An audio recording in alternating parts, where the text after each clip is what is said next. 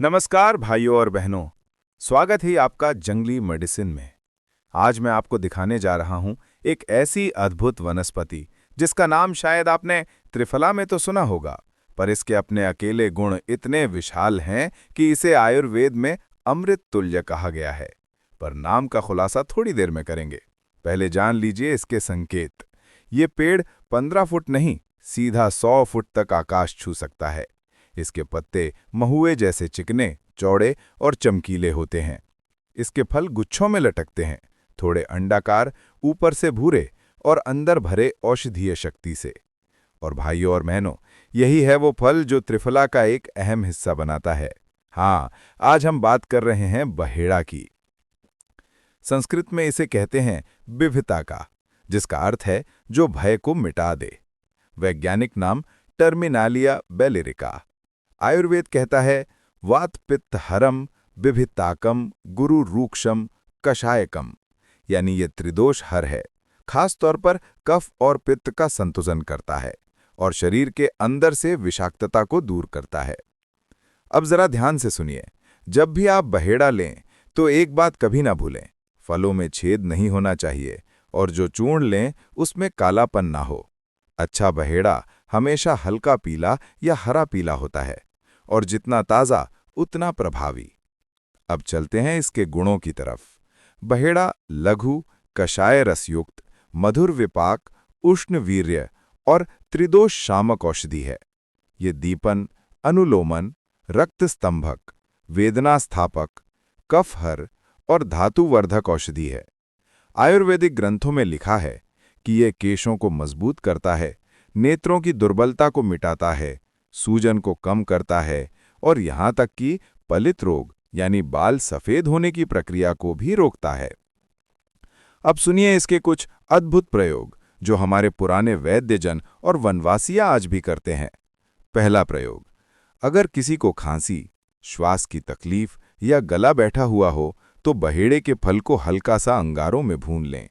उसका छोटा टुकड़ा मुंह में रखकर चूसे। देखिएगा, थोड़ी ही देर में गले की खराश, बैठी हुई आवाज और खांसी सब गायब। दूसरा प्रयोग, अगर शरीर पर घाव हो गया है या पुराना घाव भर नहीं रहा तो बहेड़ा का क्वाथ बनाइए, उससे घाव को धोइए। घाव सूख जाएगा, मवाद नहीं बनेगा और त्वचा जल्दी पुनर्जीवित होगी।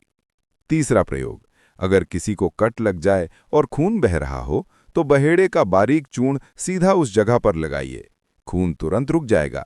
ये है इसका रक्त स्तंभक गुण। चौथा प्रयोग, अगर आंखों में दर्द, लाली या सूजन हो तो बहेड़े का पेस्ट बनाकर आंखों के आसपास हल्का सा बाहरी लेप करें। नेत्र शीतल होंगे, दर्द शांत होगा। पांचवां प्रयोग, अगर किसी को आंत बढ़ने की समस्या है तो बहेड़े का कल्क बनाकर बाहर से पेट पर हल्का लेप करें। थोड़े ही दिनों में सूजन और बढ़ी हुई आंत की तकलीफ घट जाएगी। छठा प्रयोग, पुराने वैद्य बताते हैं अगर किसी पुरुष को नापर्दी यानी वीर्य दोष या बांझपन की समस्या है तो बहेड़े का बारीक चूर्ण लें। थोड़ा पुराना गुड़ मिलाकर छोटी छोटी गोलियां बना लें। हर दिन सुबह शाम दूध के साथ एक एक गोली सेवन करें। इससे शरीर में नई शक्ति और वीर्य की गुणवत्ता बढ़ती है। सातवां प्रयोग, अगर किसी को भिलावे के धुएं से जलन हो गई हो तो बहेड़े की लुगदी बनाकर उस पर लगाएं, वो जलन तुरंत शांत हो जाएगी। आठवां प्रयोग, अगर किसी को बार बार चक्कर आते हों तो बहेड़े के फल का 6 माह सा चूर्ण लें। इतना ही चव्या सा यानी चव्या मिलाएं, दोनों को काढ़े में उबालें और उसमें थोड़ा घी मिलाकर पिएं। चक्कर, सिर भारीपन और तंद्रा सब खत्म।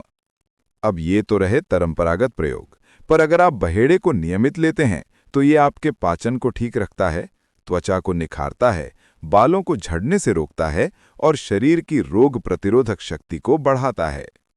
आयुर्वेद कहता है त्रिफला नामक योग में बहेड़ा का स्थान मध्य है, जो शरीर से मल दोष निकालता है पर ओज को घटाता नहीं, यानी ये शरीर को साफ भी रखता है और ऊर्जा को भी संभाले रखता है। आधुनिक विज्ञान भी मानता है बहेड़े में gallic acid, ellagic acid, tannins और फ्लेवोनॉइड्स जैसे तत्व होते हैं जो एंटीऑक्सीडेंट, एंटी माइक्रोबियल और हिपैटोप्रोटेक्टिव यानी लिवर सुरक्षा देने वाले गुण रखते हैं। इसलिए अगर आप इसे सही मात्रा और सही तरीके से अपनाएं तो ये शरीर के अंदर से हर प्रकार के रोग का प्रतिरोध बढ़ाता है। भाइयों और बहनों, हर औषधि की एक मर्यादा होती है। अधिक मात्रा या गलत समय पर सेवन नुकसानदायक हो सकता है, इसलिए किसी भी रोग में प्रयोग करने से पहले अपने वैद्य की सलाह जरूर लें। और हाँ, अगर बहेड़ा या कोई भी जड़ी बूटी नहीं मिल रही है तो ऑनलाइन खरीद सकते हैं। वीडियो का डिस्क्रिप्शन चेक करें। अगर ये जानकारी आपको उपयोगी लगी हो तो इसे अपने परिवार, अपने गांव, अपने वैद्य दोस्तों तक जरूर पहुंचाएं। कमेंट में बताइए आपके यहाँ बहेड़े को किस नाम से जाना जाता है और आप इसका कौन सा घरेलू प्रयोग करते हैं। वीडियो को लाइक करें, शेयर करें और चैनल को सब्सक्राइब करना न भूलें। उम्मीद करता हूं कि दी गई जानकारी आपके स्वास्थ्य और जीवन में काम आएगी। फिर मिलते हैं अगले एपिसोड में एक नई जड़ी बूटी, एक नई रहस्य के साथ। जय आयुर्वेद।